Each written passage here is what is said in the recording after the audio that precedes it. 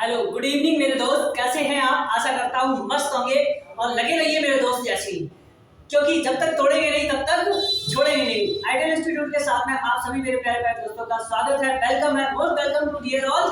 जुड़ जाएंगे जल्दी से और जल्दी से सभी मेरे प्यारे प्यारे दोस्तों तक शेयर कर देंगे, फटाफट शेयर कीजिएगा। और आज के सेशन में बहुत ही बेहतरीन सा टॉपिक हम लोग पढ़ने वाले हैं, प्राइम फैक्टर यानी आवाज जबरन खंडों को पढ़ने वाले हैं। बिल्कुल मस्त मजा आएगा, बिल्कुल मेरे प्यारे प्यारे दोस्त कन्हैया भैया, बिल्कुल मोहिनी गुड़िया, एक दूसरे से शेयर करें, जल्दी से शेयर करेंगे और जोड़ लेंगे सभी मेरे प्यारे प्यारे दोस्तों को।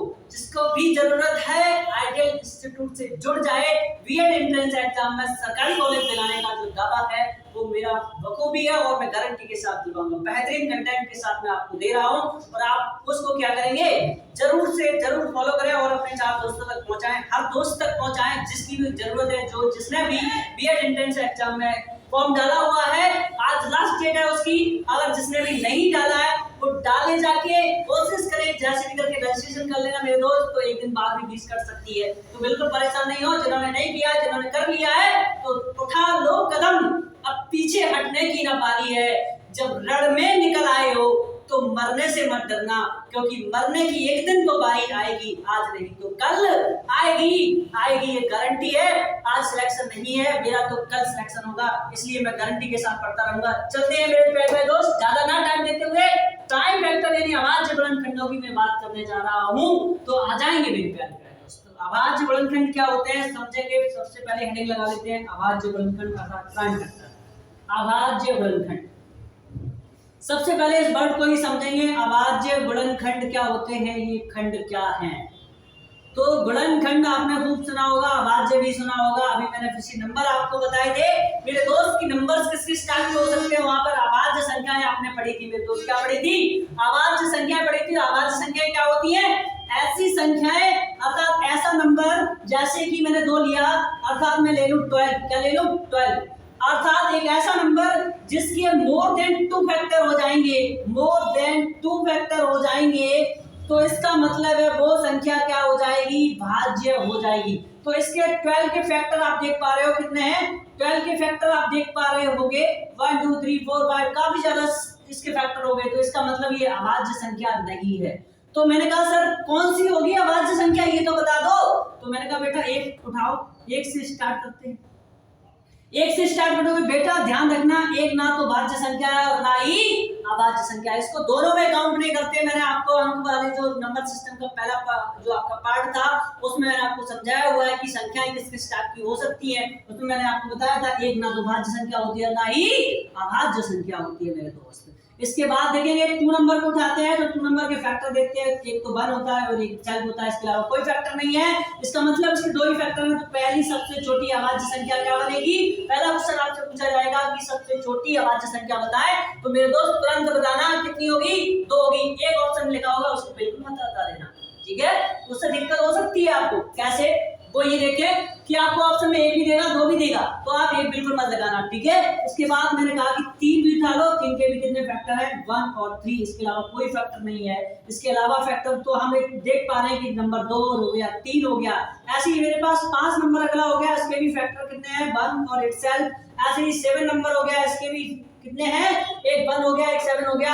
बेटा इसके बाद मुझे 9 पे पहुंचना है। 9 सम और विषम संख्याएं जब हम ले रहे होते हैं तब 9 को लेते हैं, लेकिन भाज्य अभाज्य में 9 को नहीं लेते। क्यों नहीं लेते हैं उसका रीजन ये है क्योंकि इसके फैक्टर कितने हो जाते हैं, मोर देन 2 हो जाते हैं, इसलिए इसको 9 को काउंट नहीं करते हैं। तो ऐसे गुणनखंड निकालने कोई संख्या मुझे दी जाएगी जिसके अभाज्य गुणनखंड होना चाहिए, अर्थात 2 होना चाहिए, 3 होना चाहिए, 5 होना चाहिए, 7 होना चाहिए। इसके बाद अगला नंबर आपका आ रहा होगा 11, फिर आ रहा होगा 13, कुछ इस तरीके से डॉट डॉट फिर चलते चले जाएंगे। It's okay. तो इनसे क्या करना, मुझे कोई दिया गया नंबर होगा उसको इन नंबरों से काटना होगा, अर्थात छोटे छोटे टुकड़े करने होंगे, जिसका मतलब क्या होता है, खंड। क्या होता है, गुणनखंड, अर्थात उसमें गुणा करने पर वो संख्या बन रही होगी। खंड का मतलब है छोटे छोटे टुकड़े, गुणा का मतलब है उसमें गुणा किया गया। It's okay. क्या ये चीज आपको समझ में आ रही है? अगर ये चीज आ रही है समझ में तो थंब अप कर देंगे, लाइक करना नहीं भूलेंगे वीडियो को, और ज्यादा से ज्यादा दोस्तों तक शेयर करना नहीं भूलेंगे। तो आइए दोस्त चलते हैं इसमें और आगे बढ़ते हैं। बेहतरीन सा कंटेंट मेरे साथ में है और बेहतरीन सी चीजें मैं आपको डिलीवर कर रहा हूं। तो चलिए दोस्त आगे बढ़े थोड़े से। इस चीज में थोड़ा सा आगे बढ़ रहा हूँ, फटाफट आगे बढ़ेंगे। अब छोटे छोटे एग्जांपल्स में लेके आ रहा हूँ, आपको समझाऊं कि गुणनखंड आखिर होते क्या हैं, किस तरीके से आप कर पाएंगे इसको। एक छोटे छोटे क्वेश्चनों से शुरुआत करते हैं, फिर आपको मैं रूल बता रहा हूँ, फिर वो आप रूल लगाकर सवालों को हल कर रहे होंगे। क्या या ये सारी चीजें आपको समझ में आ रही हैं? यदि आ रही हैं तो चलते हैं, शुरुआत करते हैं आज के उस सिलसिले की कि मैंने आपको बता दिया है कि अभाज्य संख्या क्या होती है, उसके गुणनखंड क्या हो सकते हैं। तो कोई भी एक नंबर उठाएंगे और उससे मैं समझाना आपको स्टार्ट कर रहा हूँ। और एक एग्जांपल, छोटा सा एग्जांपल उठाते हैं, उस एग्जांपल से मैं आपको समझाना चाह रहा हूँ। जैसे कि मैंने कहा कि मेरे पास संख्या है 12, कितनी है 12। अब मैंने कहा कि इसके अभाज्य गुणनखंड बताइए, इसके अभाज्य गुणनखंड बताइए मेरे दोस्त। तो आप कैसे कर रहे होंगे, इसको कर रहे होंगे इस तरीके से। गुणनखंड विधि आपने देखी होगी, ये गुणनखंड विधि है, कुछ इस तरीके से लिखते हैं, इसको तोड़ना स्टार्ट करेंगे 2 से, यानी अभाज्य संख्याओं से ही तोड़ेंगे। ये हमेशा ध्यान रखना, हमेशा अभाज्य संख्याओं से ब्रेक कर रहे होंगे। यदि वो नहीं होगा तो ये नहीं कि मैं सम संख्या से इसको और किसी से काटा, 4 से काटूं, 5 से, ऐसा नहीं करेंगे, ठीक है। तो इसको मैंने 2 से काटा, 6 बार काटा, फिर 2 से काटूंगा, 3 बार कटेगा, और तब तक काटता रहूंगा जब तक मेरे दोस्त कितना नहीं आ जाता है, 1 नहीं आ जाता है। फिर मैं 3 से काटूंगा, क्योंकि 3 भी एक अभाज्य संख्या है, तो 1 आ गया, इसका मतलब मैंने काट लिया है मेरे दोस्त। अब ये देखोगे तो अभाज्य गुणनखंड कितने हुए, 2 इधर हुआ, 2 के कितने यहाँ पर फैक्टर्स लग रहे हैं। तो इस तरीके से मैं इस नंबर्स को लिख सकता हूँ, क्या 12 को लिख सकता हूँ, बिल्कुल आप कहोगे सर लिख सकते हो। मैंने कहा कि अब मुझे गुणनखंड, अभाज्य गुणनखंड निकालना है, कुल गुणनखंड निकालना है, क्या क्या करना है यहाँ से। तो मैं यहाँ से आपको समझा रहा हूँ कि संख्या में आपसे पूछा जा सकता है कि कुल गुणनखंड बताओ कितने हैं, कुल गुणनखंड कितने हैं, ये भी पूछा जा सकता है आपसे, कुल गुणनखंड कितने हैं, यहाँ से पूछा जा सकता है। पहला ये पूछा जा सकता है, दूसरा ये पूछा जा सकता है कि अभाज्य गुणनखंड बताएं, क्योंकि चैप्टर आपका क्या है, अभाज्य गुणनखंड का है। किसका है मेरे दोस्त, अभाज्य गुणनखंड का है। तो यहाँ से भी पूछा जा सकता है, आपसे पूछा जा सकेगा, बिल्कुल। तो हम पहले आपको दिखाते हैं कि कुल गुणनखंड कितने होते हैं और कैसे निकाल सकेंगे। तो मेरे दोस्त यहाँ पर देखेंगे कुल गुणनखंड 12 के हो कितने सकते हैं, तो मैं आपको यहाँ समझा रहा हूँ। 12 संख्या मेरे पास ये है, मैंने कहा गुणनखंड वो होता है जिस संख्या से पूरा पूरा कट जाए, अर्थात उस संख्या का पूरा पूरा भाग चला जाए, तो वो क्या बन जाता है, उसका खंड बन जाता है, अर्थात गुणनखंड बन जाता है। तो मैंने देखा कि बेटा किसका भाग चला जा रहा है, 1 का भाग जाएगा, तो 12 का 1 गुणनखंड होगा। इस तरीके से मैंने देखा 2 का भी चला जाएगा, 3 का भी चला जाएगा, 4 का भी जाएगा, 6 का भी जाएगा, और उसके बाद 12 का भी जाएगा। तो यहाँ से यहाँ तक मैं दोस्त देख पा रहा हूँ ये कुल गुणनखंडों की संख्या है। देख लेंगे 1 2 3 4 5 6, तो कुल गुणनखंड कितने आए हैं, कुल गुणनखंड मेरे दोस्त कितने आ गए हैं, कुल गुणनखंड मेरे पास मेरे दोस्त कितने आ गए, कितने आ गए हैं, आप देख पा रहे होगे 6 आ गए। कितने आ गए, 6 आ गए। अब बात आती है अभाज्य गुणनखंडों की, किसकी आ रही है, अभाज्य गुणनखंडों की बात आ रही है। तो इसमें अभाज्य गुणनखंड देंगे, क्योंकि एक अभाज्य संख्या होती नहीं है, तो 2 हो गया, 3 हो गया, तो हमारे पास 2 अभाज्य गुणनखंड यहाँ से दिखाई दे रहे हैं। क्या हम इसको भी ब्रेक कर सकते हैं, इसको भी कर सकते हैं, इसको भी कर सकते हैं। तो अभी आप देखेंगे कि अभाज्य गुणनखंड हम यहाँ से नहीं बता सकते हैं, तो मैं यहाँ इस थ्रू से, इस जो आपके पास रूल है, इस रूल की मदद से हम आपको बता रहे हैं। तो जितने भी मेरे पास फैक्टर बनते हैं, उस फैक्टर्स की मैं पावर्स इकट्ठी करूंगा। एक जैसे होंगे तो उनको पावर्स में लिख रहे होंगे, अगर पावर एक जैसे नहीं होंगे तो उनको अलग इस तरीके से, ठीक है मेरे दोस्त। तो आप इसको लिखेंगे। अब हमें अभाज्य गुणनखंडों की या कुल गुणनखंडों की संख्या चाहिए, तो पहले से मैं इसको मैच कराता हूँ कि 6 गुणनखंड यहाँ से कैसे निकल के आते हैं। तो जिस नंबर पे कोई पावर नहीं होती है मेरे दोस्त, उस पर 1 पावर तो लगी होती है, अर्थात कुल गुणनखंडों की संख्या निकालनी है। तो मुझे क्या करना होगा, मैं यहाँ पर लिखता हूँ कुल गुणनखंड।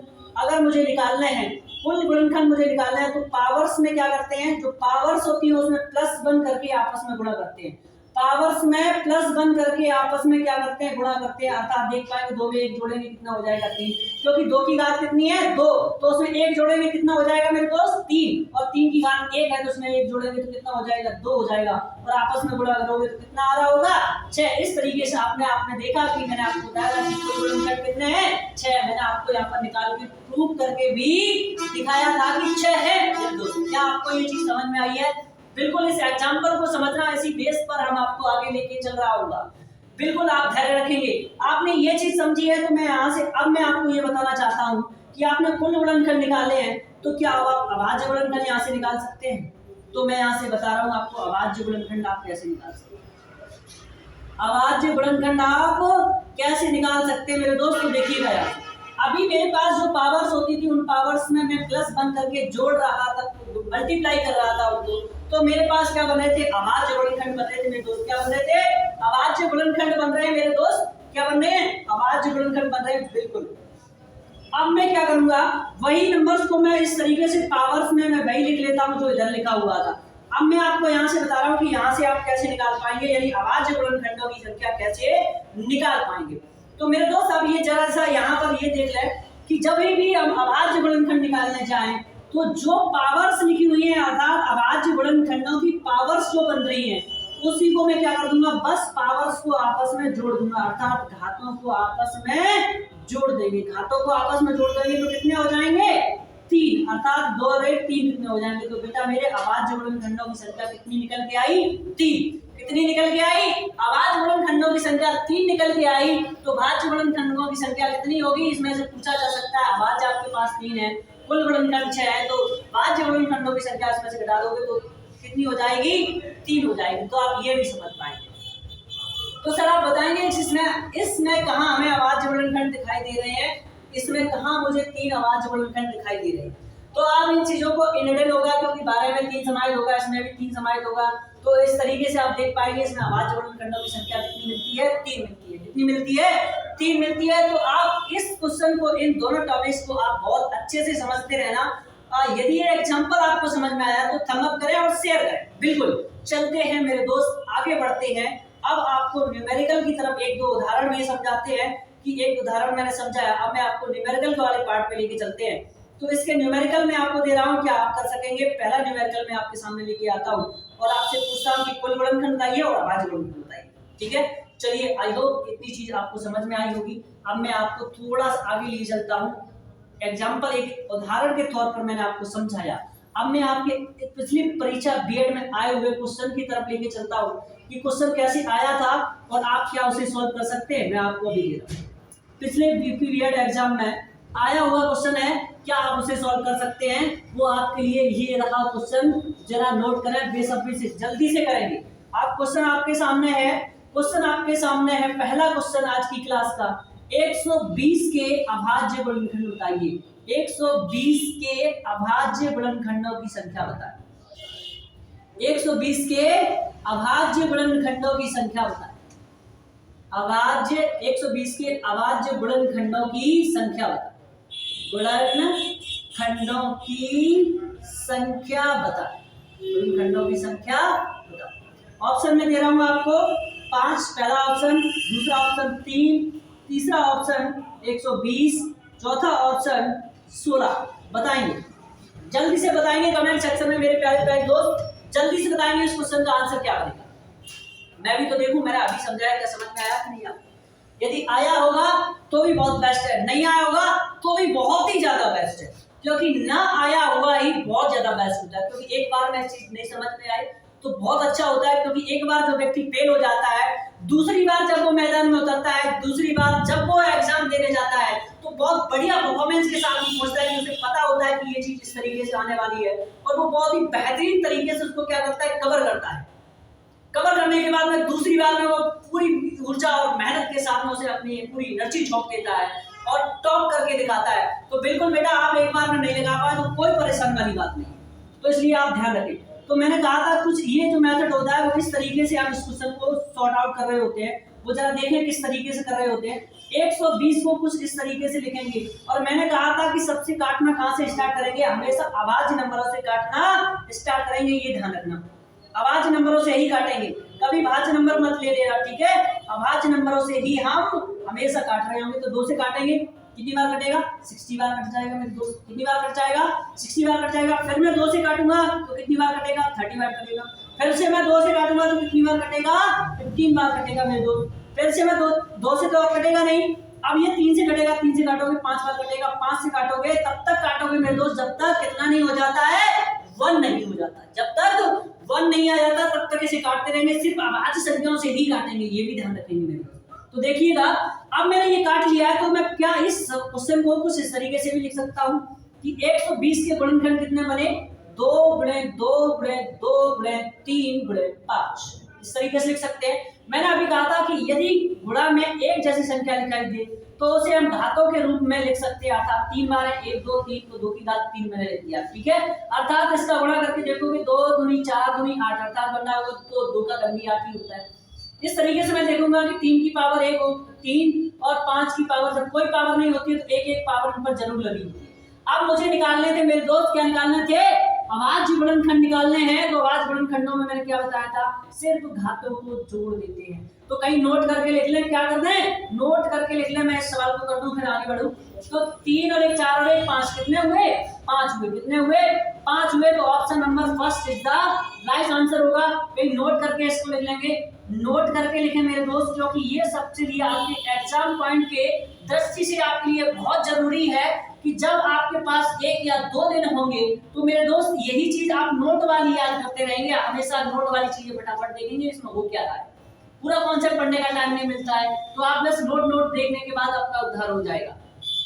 तो क्या है, अभाज्य गुणनखंड निकालते समय क्या करेंगे, अभाज्य गुणनखंडों में, अभाज्य गुणनखंडों को निकालते समय, अभाज्य गुणनखंड को, अभाज्य गुणनखंडों को निकालते समय या को गिनते समय, को निकालते समय, निकालते समय क्या करते हैं, घातों को जोड़ देते हैं, घातों को जोड़ देते हैं। क्या करते हैं, घातों को जोड़ देते हैं। क्या कर देते हैं, जोड़ देते हैं। तो ये नोट करके कहीं लिख लेंगे, घातों को क्या कर देते हैं, जोड़ देते हैं।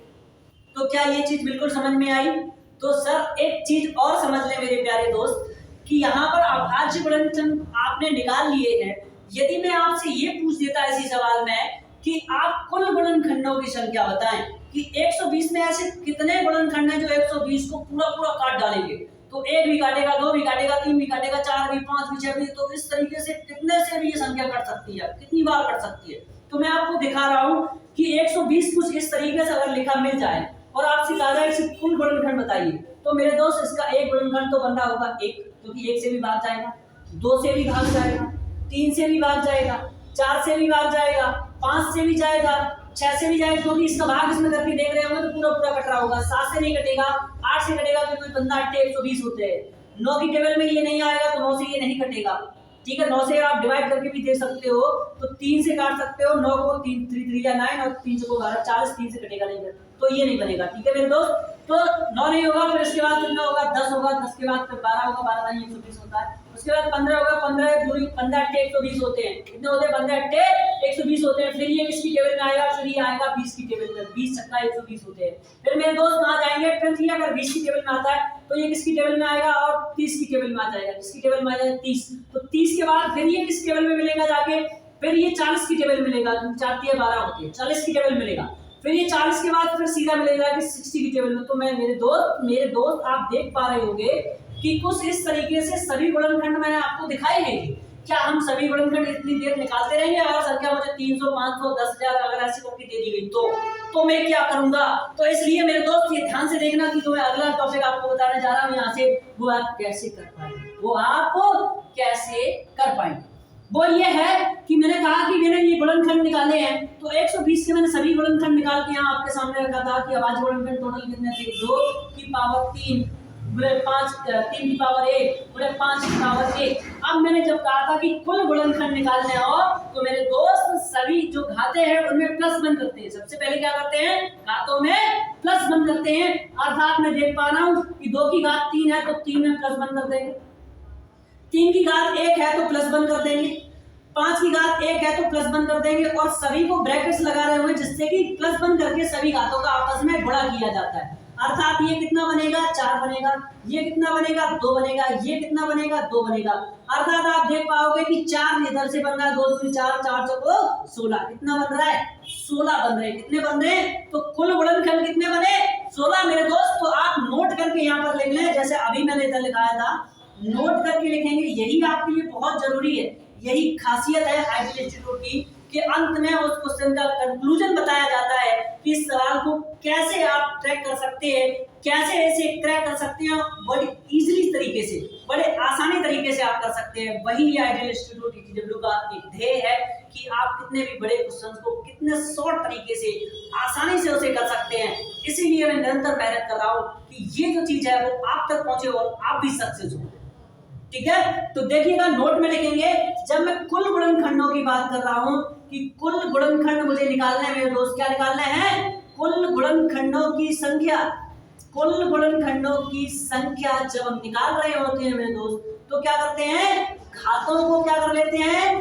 घातों में प्लस बन करके, घातों में प्लस बन करके आपस में गुणा कर लेते हैं। आपस में गुणा कर लेते हैं। क्या कर लेते हैं मेरे दोस्त? गुणा कर लेते हैं। कर लेते हैं। इसे नोट करते रहेंगे मेरे दोस्त। जहां भी मैंने आपको बताया है कि नोट पॉइंट लिख लेंगे, आप नोट भी कर लेंगे, क्योंकि अगर यदि आपने ये नहीं किया तो आपका पढ़ा धरा सब बेकार हो जाएगा। क्योंकि अंत में आपको शॉर्ट नोट्स की जरूरत होती है। कितना भी बड़ा एग्जाम हो, चाहे वो छोटे एग्जाम हो चाहे वो बड़े एग्जाम हो, यदि आपने उसका नोट्स नहीं बनाया है और नोट्स बना के मेरे दोस्त आपने उसका क्विक रिवीजन के लिए शॉर्ट नोट्स नहीं बनाए हैं, तो ये गारंटी है, ये दावा है मेरा कि आप उस एग्जाम को नहीं क्रैक कर सकते हैं। उस एग्जाम को कभी क्रैक नहीं कर सकते हैं। इसलिए आपको फोकस रखना होगा कि साथ साथ कंटेंट भी बनाएं, अर्थात अपना नोट्स बनाएं, अपना हैंड रिटन नोट्स बनाएं। फिर हैंड रिटन नोट्स को जब एक बार आप कंप्लीट कर लो तो उसको शॉर्ट नोट्स बनाने की कोशिश करो कि आपको क्या चीज नहीं आ रही है। जो चीज आ रही है उसे साइड में रखना है कि वो तो मुझे आ रही है, जो आ नहीं रही है उसके लिए शॉर्ट नोट्स बना लें और ज्यादा से ज्यादा कोशिश करें कि शॉर्ट नोट्स आपका 10-15 पेज का हो, इससे ज्यादा ना हो। कुछ ना भी बड़ा सब्जेक्ट हो, चाहे वो पॉलिटी हो, चाहे मैथ हो, चाहे रीजनिंग हो, कोई भी हो, 10-15 पेज का ही आपका शॉर्ट नोट्स होना चाहिए, जो परीक्षा एग्जाम के एक दिन पहले आसानी से आप उसे एनालाइज यानी कर सके, एनालिसिस कर सके उसका। चलिए, तो मैं आपको यहाँ दिखा भी रहा हूँ कि आपके 16 गुणनखंड 120 के बन रहे हैं कि नहीं। 1 2 3 4 5 6 7 8 9 10 11 12 13 14 इस तरीके से 2 और आपके रह गए हैं, वो 2 भी इसमें और इंक्लूड हो जाएंगे। ठीक है, तो इस तरीके से आपके 16 गुणनखंड आपको दिखाई देंगे, कुल टोटल 16 गुणनखंड।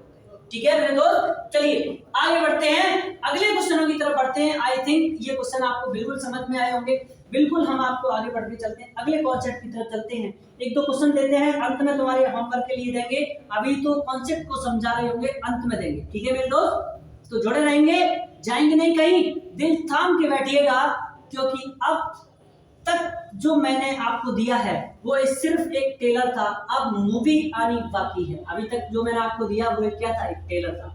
हकीकत में मूवी तो अब आएगी मेरे दोस्त, इसलिए धैर्य से क्या करिए, धैर्य से बैठे रहिए और अपने दोस्तों तक जैसे ही टाइम मिलता है शेयर भी कीजिए, जिससे कि उसका भी उद्धार हो जाए।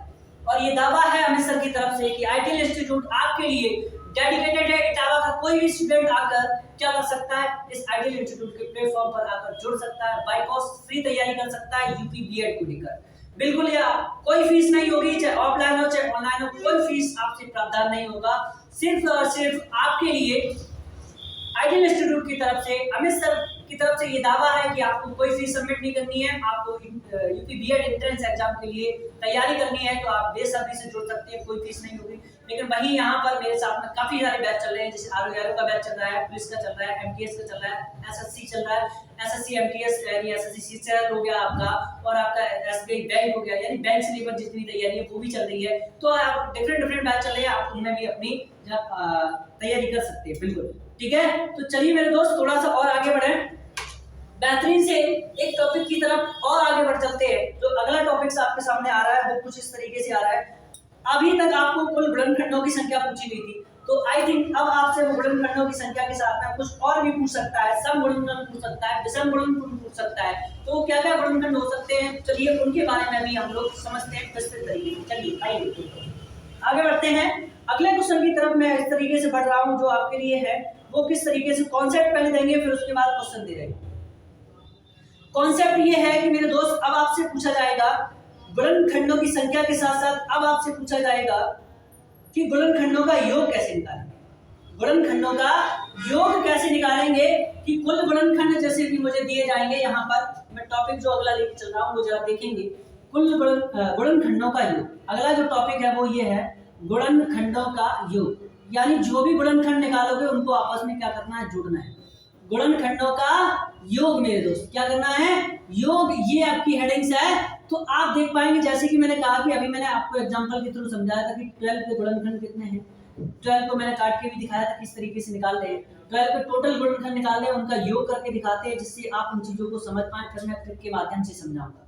तो 12 का एक गुणनखंड ये होगा, 2 ये होगा, 3 होगा, 4 होगा, 5 नहीं होगा, 6 होगा, उसके बाद कौन सा होगा? 12। तो मैं इसको बेटा दो मेरे दोस्त मैं क्या करूं, इन सभी को मैं क्या कर रहा हूं, 1 + 2 + 3 + 4 + 6 + 12 ये आपस में मैं जोड़ के बताना पूछ रहा हूं कि कितना योग होगा, वो आप यहाँ पर बता रहे होंगे।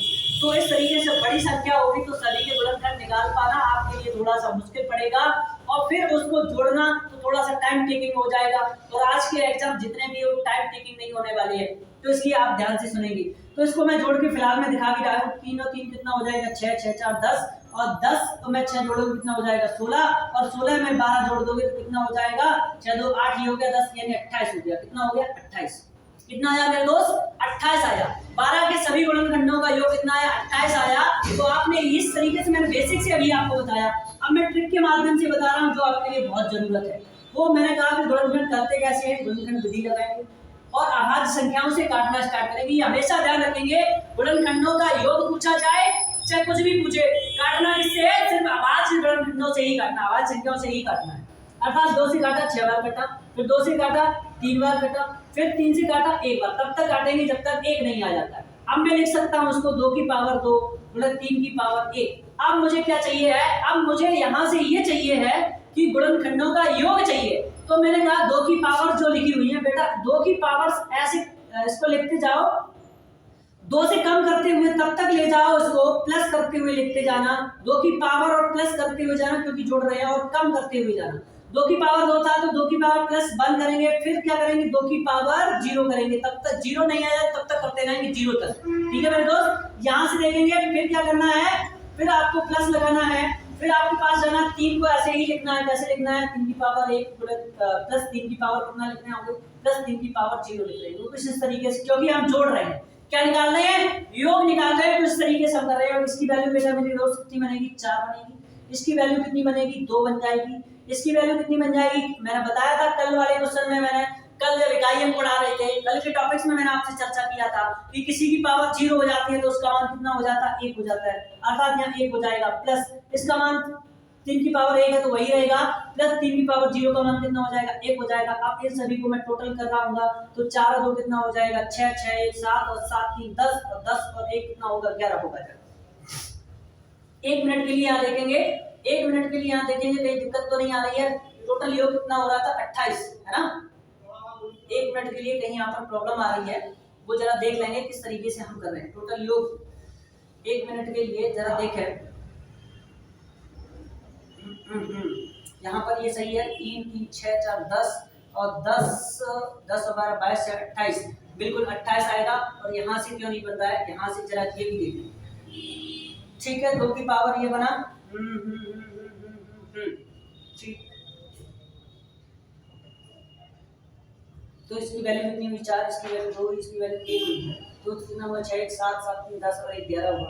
कितना हुआ? 11 हुआ। कहीं हम मिस्टेक कर रहे हैं। 1 मिनट के लिए थोड़ा सा टाइम देंगे मुझे, कहीं हम मिस्टेक कर रहे हैं इस चीज को। 1 मिनट के लिए अभी मैं देख के आपको बता रहा हूँ कहाँ मैं मिस्टेक कर रहा हूँ। ठीक है, थोड़ा सा धैर्य रखेंगे, कहाँ मिस्टेक हो रही है मैं अभी आपको देख के बताऊँ क्या प्रॉब्लम है। सवाल में मुझे कहीं दिक्कत दे रही है, मैं अभी आपको बता रहा हूँ, बस 1 मिनट। ठीक है, गुणनखंडों का योग कर रहे हैं, बिल्कुल गुणा करना होता है। क्या करना होता है? यहाँ पर गुणा करना होता है। ये मैं जो चिन्ह बोल रहा हूँ यहाँ पर क्या करना होता है? इनका गुणा करना। क्या करना होता है? इनका गुणा करना होता है। तो बस यहाँ पर जो चीज मैं गड़बड़ कर रहा हूँ वो ये कर रहा हूँ कि यहाँ पर मुझे किसका चिन्ह लगाना चाहिए? मुझे यहाँ पर गुणा का चिन्ह लगाना चाहिए था। बस इतनी सी चीज थी। ये कॉन्सेप्ट थोड़ा सा मेरा भी गड़बड़ हुआ, जल्दबाजी के चक्कर में हुआ। ठीक है, आप परेशान नहीं होंगे। क्या करेंगे? अब यहाँ से देखेंगे 4 और 2 6 और 7 कितना बना? 7 बना। यहाँ से कितना बन रहा है? यहाँ से मेरे दोस्त बन रहा होगा 4 बन रहा होगा, और आपस में गुणा कर रहे होंगे तो कितना बन रहा होगा? 28 बन रहा होगा। कितना बन रहा होगा? 28। तो बिल्कुल आप इस चीज को समझ पा रहे होंगे कि यहाँ पर जो गुणा का चिन्ह लगा है वो गुणा का चिन्ह ही रहना है, उस चिन्ह को बदलना नहीं है। ठीक है, मैंने यहाँ पर बदल दिया था, प्लस कर दिया था, बस इतनी सी मिस्टेक कर डाली मैंने, जल्दबाजी के चक्कर में कर दिया। तो आप ये मिस्टेक नहीं करेंगे। अगले क्वेश्चन पे फिर मैं आपको समझा रहा हूँ, बिल्कुल आप परेशान ना हो। ऐसा ना समझे कि इसमें कुछ किताब में ऐसा ये क्वेश्चन लिखा हुआ है एग्जांपल में, तो 12 की कभी गुणनखंड नहीं पूछे जाएंगे, आप ये ध्यान रखना, ठीक है। 12 के कभी गुणनखंड नहीं पूछे जाएंगे, ये बखूबी आप जानते होंगे। लेकिन कॉन्सेप्ट में यहाँ पर आपको मैंने इस चीज को ऑब्जर्व किया था कि कोई ऐसी चीज तो नहीं, मैंने कुछ गलती तो नहीं करा रही है, मैं उस चीज को समझाने के लिए आपको बोला हुआ, ठीक है। बिल्कुल आपको ये चीज समझ में आई है। चलिए आगे बढ़ते हैं। अब मैं आपको इस टाइप के क्वेश्चनों की तरफ लेके चलते हैं। इस टाइप का क्वेश्चन आपको मिलेगा जो यूपी बीएड एग्जाम में आया हुआ है, क्या आप उसे कर सकेंगे? तो चलिए उस क्वेश्चन की तरफ मैं आगे बढ़ता हूँ और वो आपको दिखा रहा हूँ कि आप किस तरीके से उसे कर रहे हैं। चलिए अगला क्वेश्चन मैं आपको दे रहा हूँ। वो क्वेश्चन कुछ ये है कि आपसे ये कह रहा है, आपसे ये क्वेश्चन कह रहा है कि मैं आपको क्वेश्चन एक बढ़िया से निकाल के दे रहा हूँ और आपसे वो क्वेश्चन पूछ रहा हूँ कि आप इसके गुणनखंडों का योग बताएंगे मुझे। कह रहा है 500 के सभी गुणनखंडों का योग बताएं। क्वेश्चन है नंबर अगला, कह रहा है आपसे 500 के सभी गुणनखंडों का योग, 500 के सभी गुणनखंडों का योग, सभी गुणनखंडों का योग, गुणनखंडों का योग, ठीक है मेरे दोस्त। क्या निकालना है? 500 के सभी गुणनखंडों का योग निकालना है। ऑप्शन आपके पास है 1000 होगा, कितना होगा 1000 पहला ऑप्शन। दूसरा ऑप्शन है 1092 होगा, कितना होगा 1092 होगा। तीसरा ऑप्शन आपके पास है मेरे दोस्त 500 होगा, कितना होगा 500 होगा। चौथा ऑप्शन आपके पास है बेटा 19 होगा, कितना होगा 19। तो मेरे दोस्त गुणनखंडों का योग छोटा तो आएगा नहीं, ये तो गारंटी है, ये तो गारंटी है। अब इस क्वेश्चन को आपको ये पिछले बीएड एग्जाम में आया हुआ है, आप देख पाओगे इतना छोटा, ये 500 तो हो ही नहीं सकता है, 19 हो ही नहीं सकता है, 1000 इसके जस्ट डबल ही होंगे, इतना ही होगा। ऐसा तो हो ही नहीं सकता कि डबल ही हो, दो ही गुणनखंड हो, ऐसा तो हो ही नहीं सकता कि दो हो पाएंगे, ऐसा तो नहीं होगा। तो ये भी ऑप्शन कटेगा, option number 20 the right answer बनेगा, यानी 1092 बनेगा। लेकिन हम आपको निकाल के भी दिखा रहे होंगे कि किस तरीके से आप इस क्वेश्चन को कर सकते हैं। तो मैंने आपसे कहा था कि क्या करोगे, गुणनखंड विधि अपनाओगे, 500 को काटना स्टार्ट करोगे, किससे? 2 से ही काटना स्टार्ट करना, ये ध्यान रखना हमेशा मेरे दोस्त। तो 2 से काटना स्टार्ट किया तो 2 4 जा 2 2 जा 4 होता है, 1 बचेगा, 2 5 जा 10, अर्थात कितना बचेगा 250। फिर 2 से काटोगे 2 1 जा 2, 2 2 जा 4, 2 5 जा 10, यानी 105 बन रहा होगा, ठीक है 125 बन रहा होगा। अब ये 5 से कटेगा, ये 3 से कटेगा, 3 से कटेगा नहीं तो 5 से कटेगा, तो 5 से काटेंगे तो 25 5 125 होते हैं। फिर मैंने 5 से काटा तो 5 बार कटा, फिर 5 से काटा तो 5 बार कटा, अर्थात कितना आया 1 आया। तब तक काटेंगे जब तक 1 नहीं आ जाता है। 1 आ गया, अब मुझे क्या करना है, इनको पावर्स के रूप में लिखना है। 2 की पावर 2 बनेगा, मल्टीप्लाई 5 की पावर 3 बनेगा, लिख लिया ना पावर्स के रूप में। अब मैंने कहा था कि 2 की पावर्स को कैसे लिखना है, तो पावर्स को ऐसे लिखते जाना है कि जब तक 0 ना हो जाए। तो 2 की पावर कितनी लेके चलो, 2 की पावर 2 मल्टीप्लाई 2 की पावर 1 मल्टीप्लाई 2 की पावर 0। सिर्फ जब तक वही अंक चलता है, 0 पावर होती है, तब तक मल्टीप्लाई का चिन्ह चलेगा। फिर इसके बाद क्या लग जाएगा, ब्रैकेट लग जाएगा मेरे दोस्त, क्या लग जाएगा, ब्रैकेट लग जाएगा। जितने भी मल्टीप्लाई के चिन्ह लगे होंगे वो मल्टीप्लाई के चिन्ह रहेंगे। लेकिन आपको यहाँ पर क्या करना, मल्टीप्लाई का चिन्ह नहीं रखना, यही गलती हो गई थी वहां पर, ये गलती नहीं करनी है। यहाँ पर प्लस करना है क्योंकि योगफल निकाल देगा। लेकिन यहाँ पर 2 इनके बीच में जो मल्टीप्लाई का चिन्ह लगा है वो मल्टीप्लाई का चिन्ह नहीं रखेंगे, इसलिए ब्रैकेट लगा देंगे, इसलिए ब्रैकेट लगा लेंगे। ऐसे ही 5 को लिख रहे हो, 5 की पावर 3 गुणे प्लस 5 की पावर 2 लिख रहे हो, प्लस 5 की पावर 1 लिख रहे हो, प्लस 5 की पावर 0 लिख रहे हो। जब तक 0 नहीं आएगा तब तक लिखना पड़ेगा मेरे दोस्त, तब तक लिखना पड़ेगा। अब मैं इसको सॉल्व करूंगा तो कितना बनेगा, 4 बनेगा। इसको करोगे तो कितना बनेगा, आपका 2 बन जाएगा। इसको करोगे तो कितना बन जाएगा, 1 बन जाएगा। इसको एक ब्रैकेट में डालें। इसको करोगे तो 5 की पावर 3 का मान होता है 125, अर्थात 5 की पावर 2 का मान होता है 25, अर्थात 5 की पावर 1 का मान होता है 5, और 5 की पावर 1 की वैल्यू होती है 1। कितनी होती है, 5 की पावर 0 की वैल्यू होती है 1। अब मैं इसको जोड़ूंगा तो कितना बनेगा, ये 7 बन जाएगा। मल्टीप्लाई इसको जोड़ेंगे तो कितना हो जाएगा, 25 25 50 हो जाएगा, 55 हो जाएगा, 56 यानी 156। 156 में मैं 7 से मल्टीप्लाई करूंगा, 7 6 42 की 2 बन रही होगी। इकाई अंक मैच कर लेंगे तभी भी हम छोड़ जाएंगे यहाँ पर उस क्वेश्चन को। इकाई अंक निकालना मैंने बताया था, तो पूरा क्वेश्चन ना करें, एक को छोड़ के चले जाए एग्जाम में, 5 सेकंड 10 सेकंड बचाएं, क्योंकि हर क्वेश्चन में यदि आपने 5 सेकंड 10 सेकंड बचाए तो गारंटी है आप 5 मिनट बचा ले जाओगे, और 5 मिनट में कम से कम 10 क्वेश्चन आप अटेंड कर सकते हो लास्ट में। आपके लिए एक सेकंड आपके लिए कीमती है, लेकिन मैं आपको पूरा करके दिखाऊंगा। 7 6 42 की 2 से लेके 4 7 35 39 की 9 कैरी लगी कितनी, 3 7 7 3 10, अर्थात 10 92। कितना आया, 10 92 आया। क्या आप इस तरीके के क्वेश्चन नहीं कर सकते हो? बिल्कुल आप कर सकते हो, बिल्कुल आप कर सकते हो मेरे प्यारे प्यारे दोस्त। बिल्कुल सिंपल से क्वेश्चन है, आसान से क्वेश्चन है।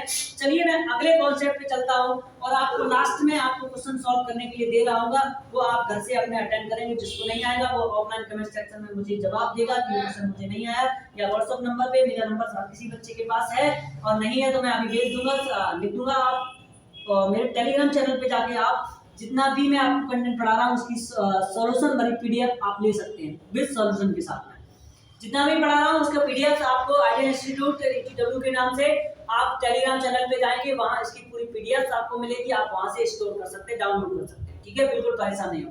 अब मैं आपको अगले कॉन्सेप्ट की तरफ लेके चलते हैं। अगला कॉन्सेप्ट क्या है? अगला कॉन्सेप्ट ये है कि अभी तक आपने पढ़ा कि भाज्य गुणनखंड क्या होते हैं, भाज्य गुणनखंडों की संख्या कितनी होती है, कुल गुणनखंडों की संख्या कितनी होती है, कुल गुणनखंडों का योग कितना होता है। अब आपके पास लास्ट टॉपिक बचा हुआ है कि आप सम और विषम गुणनखंडों के बारे में समझ रहे हो कि सम गुणनखंड कैसे निकालते हैं और विषम गुणनखंड कैसे निकालते हैं किसी भी संख्या के। लास्ट टॉपिक है, इसे भी समझ लेंगे और जल्दी से फिर मैं आपको क्वेश्चन प्रैक्टिस के लिए क्या दे रहा हूँ, एक चार्ट शीट दे रहा हूँ, वो उस चार्ट शीट को टेलीग्राम से डाउनलोड करना है, नहीं तो मैं बोर्ड पे ही लिख दूंगा, आप वहां से कर सकते हैं। चलिए तो लास्ट कॉन्सेप्ट मैं आपको बता रहा हूँ कि लास्ट कॉन्सेप्ट वो ये है कि आपको कि कुल क्या करना है। लास्ट कॉन्सेप्ट में आपको ये पढ़ना है कि आपको सम या विषम गुणनखंड कैसे निकालना है, सम गुणनखंड या विषम गुणनखंड कैसे निकालना है। तो लास्ट कॉन्सेप्ट आपको ये पढ़ना है, सम गुणनखंड या विषम गुणनखंड। ठीक है मेरे दोस्त, तो देखिएगा विषम गुणनखंड कैसे पढ़ पाएंगे। तो मैं आपको बता देता हूं विषम गुणनखंड कैसे निकालेंगे। विषम गुणनखंड कैसे आप निकाल पाएंगे, क्योंकि कुल संख्या होगी उसके गुणनखंड कर रहे होगे आप, कोई भी संख्या आपके पास होगी उसके गुणनखंड निकालोगे।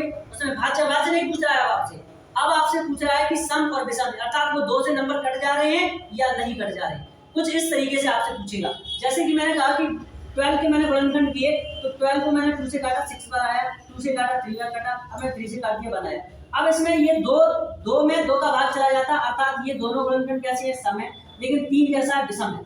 लेकिन 3 कैसा है, विषम है। तो इसको निकालने के लिए मैं आपको ट्रिक बता रहा हूं कि आप किस तरीके से इस क्वेश्चन को कर सकेंगे। बिल्कुल आप समझेंगे इस क्वेश्चन को कैसे कर सकेंगे, तो मैं आपको ट्रिक के माध्यम से समझाता हूं, फिर आगे बढ़ता हूं। तो मैं यहीं से मैं देखना चाहता हूं कि इसको मैंने किया तो कुल गुणनखंड यहाँ से कितने निकल के आएंगे, 2 की पावर 2 गुणा 3 की पावर 1 निकल के आएगा। तो यहाँ पर मैं विषम गुणनखंड देख पा रहा हूँ कि मेरे पास कितना है, 1 है। कितना है, 1 है। कितना है, 1 दिखाई दे रहा है मुझे। क्या 1 ही होगा? तो अभी मैं टोटल गुणनखंड करके दिखाऊंगा तो वहां से भी आप देख पाएंगे। ठीक है, जरा देखिएगा, इसमें से मैं 2 की पावर 1 कॉमन ले लेता हूँ, अर्थात 1 2 कॉमन ले लेता हूँ, तो 2 की पावर 1 बचेगी और इधर क्या बचेगा, 3 की पावर 1 बचेगी। कितनी बचेगी, 3 की पावर 1 बचेगी। तो अब मैं ये देख पाऊंगा कि जो पावर्स हैं उन पावर्स को आपस में जोड़ दो, कितना बन रहा होगा, 2। कितना बन रहा होगा, 2। तो क्या इसके 2 अभाज्य गुणनखंड हो जाएंगे? तो 12 के अभाज्य गुणनखंड मैं आपको निकाल के दिखा रहा हूँ, 12 के फैक्टर करके दिखा रहा हूँ। 12 मेरे पास ये है और 12 में मैं फैक्टर निकाल के दिखा रहा हूँ। फैक्टर सिर्फ गुणनखंडों की बात हुई है, भाज्य की बात नहीं हो रही है। अब कुल सम या विषम गुणनखंडों की बात हो रही है। कितने हैं? तो मेरे दोस्त 1 भी कटेगा, 2 से भी कटेगा, 3 से भी कटेगा, 4 से भी कटेगा, 6 से भी कटेगा और 12 से भी कटेगा। तो ये तो कुल गुणनखंड हो गए। अब कुल गुणनखंडों में सम गुणनखंडों की और विषम गुणनखंडों की बात हो रही है यहाँ पर।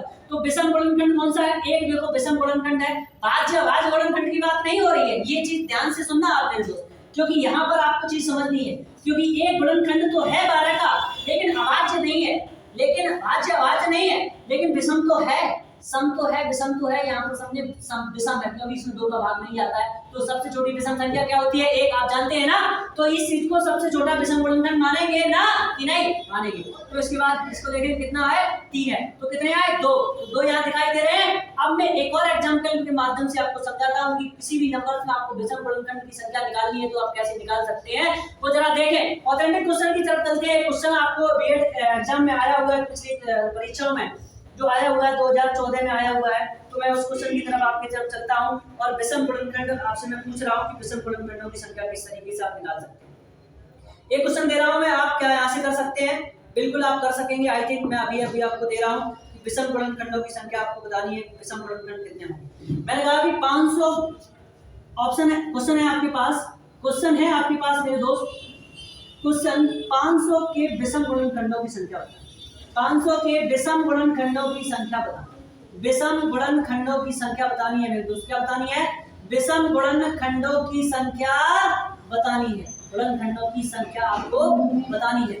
कैसे बता पाएंगे? ऑप्शन में आपको दे रहा हूं, 4 होगी, 8 होगा, या 12 होगा, या फिर आपके पास 5 होंगे। बताना है, 4 ऑप्शन आपके पास है। क्या आप बता सकते हैं? क्या आप बता सकते हैं कि नहीं मेरे दोस्त? यदि आप बता सकते हैं तो बताएंगे इस क्वेश्चन को कैसे कर सकेंगे। अभी मैंने आपको समझाया है, सबसे पहले क्या करेंगे, उसकी अभाज्य गुणनखंड निकालेंगे। सबसे पहले क्या करेंगे, उसके अभाज्य गुणनखंड निकाल रहे होंगे। मैं इसको रब करता हूँ और मैं आपको समझाता हूँ, जरा समझेंगे इसको, बहुत धैर्य से समझना। लास्ट टॉपिक है मेरे दोस्त, और इसके बाद मैं आपको होमवर्क दे रहा होगा, बिल्कुल धैर्य के साथ में देखना। तो 500 की मैं क्या करूंगा मेरे दोस्त, 500 के मैं फैक्टर करूंगा, 500 के मैं फैक्टर करूंगा, अभाज्य गुणनखंड करना स्टार्ट करूंगा। कितना आएगा, 250 आएगा। फिर मैं 2 से काटूंगा, कितना आ जाएगा, इसको काटोगे 2 बन जाएगा, 2 2 जा 4 2 5 का 10 यानी 125 आएगा। फिर मैं 5 से काटूंगा, 25 बार कटेगा। फिर मैं 5 से काटूंगा, फिर कितना आएगा, 5 आएगा। फिर 5 से काटेंगे, बनाएगा। अर्थात मैं इसको लिख सकता था 2 की पावर 2 गुणे 5 की पावर 3 लिख सकता हूं। मैंने कहा कि इसमें से क्या करना है मेरे दोस्त, इसमें से मुझे क्या करना है, 2 की पावर 1 कॉमन ले लेनी है। अर्थात 2 की पावर 1 कॉमन ले लोगे तो अंदर बचेगा कितना, 2 बचेगा। और इधर कितना बचेगा मेरे दोस्त, तो इधर बच रहा होगा 5 की पावर 3 बच रहा होगा। बस मेरे दोस्त क्या करना है, आप 2 की पावर 1 लगी होगी ना, 2 की पावर कुछ नहीं है यहाँ पर, तो 1 होगी। बाकी हमें इस 2 से कोई लेना देना नहीं है। तो यहाँ पर जितनी भी पावर्स लगी हुई है उन पावर्स को जोड़ना है। तो 1 + 3 बराबर मेरे दोस्त कितना हो जाएगा, 4 हो जाएगा। कितना हो जाएगा, 4 हो जाएगा। तो ऑप्शन आपको पहला ही दिखाई दे रहा है, option number first is the right answer. बिल्कुल आप इस समझ को, इस सवाल को, इस टॉपिक्स को बिल्कुल बखूबी समझे होगे कि किस तरीके से मैं गुणनखंडों को कर सकता हूँ, कुल गुणनखंड कैसे निकाल सकता हूँ, अभाज्य गुणनखंड कैसे निकाल सकते हैं, सम गुणनखंड कैसे निकाल सकते हैं, विषम गुणनखंड कैसे निकाल सकते हैं। क्या इन सारी चीजों को आपने ऑब्जर्वेशन कर पाया है? क्या एनालिसिस कर लिया है? अगर कर लिया है तो आपने बखूबी इन चीजों को समझ लिया होगा। आशा करता हूँ कि आपको सारी चीजें बिल्कुल बेस्ट तरीके से समझ में आई होंगी। Take care, love you to dear all. ज्यादा से ज्यादा क्या करिए, अपने दोस्तों तक इस चीज को पहुंचाना, जिससे उनका भी उद्धार हो सके, वो भी एंट्रेंस एग्जाम देके अपना सरकारी स्कूल ले सकें। आशा और उम्मीदों के साथ में, इन्हीं आशा और उम्मीदों के साथ में मैं आपसे विदा लेना चाहूंगा। Take care, love you to dear all. So thanks.